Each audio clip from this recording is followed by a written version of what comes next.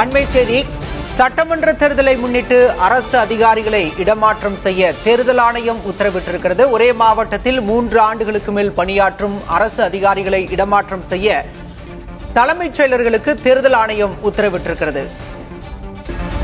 விவரங்களோடு செய்தியாளர் கணபதி இணைந்திருக்கிறார். கணபதி, கூடுதல் விவரம்.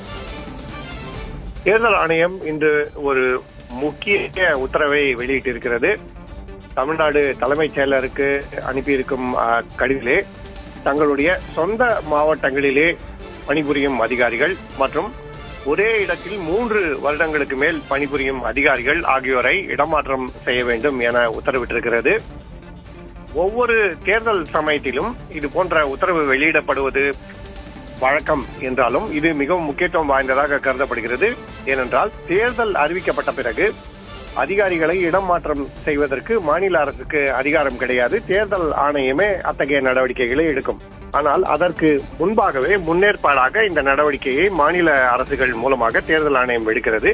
ஆகவேதான் இதே போன்ற கடிதங்கள் தமிழ்நாடு மட்டுமல்லாது புதுச்சேரி, கேரளா, அஸ்ஸாம் மற்றும் மேற்கு வங்கம் ஆகிய மாநிலங்களைச் சேர்ந்த தலைமைச் செயலர்களுக்கும் அனுப்பப்பட்டிருக்கிறது.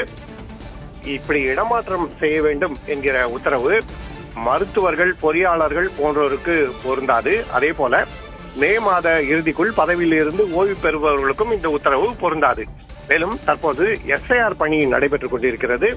தேர்தல் ஆணையத்தின் வாக்காளர் பட்டியல் சிறப்பு தீவிர சீராய்வு நடவடிக்கைகளில் ஈடுபட்டிருப்பவர்களை இடமாற்றம் செய்ய முடியாது. அவசர காரணங்களால் இடமாற்றம் தேவை என்றால் அது மாநிலத்தின் தலைமை தேர்தல் அதிகாரியின் ஒப்புதலோடு மட்டுமே செய்ய முடியும். இதையும் இந்த கடிதத்திலே தேர்தல் ஆணையம் குறிப்பிட்டிருக்கிறது.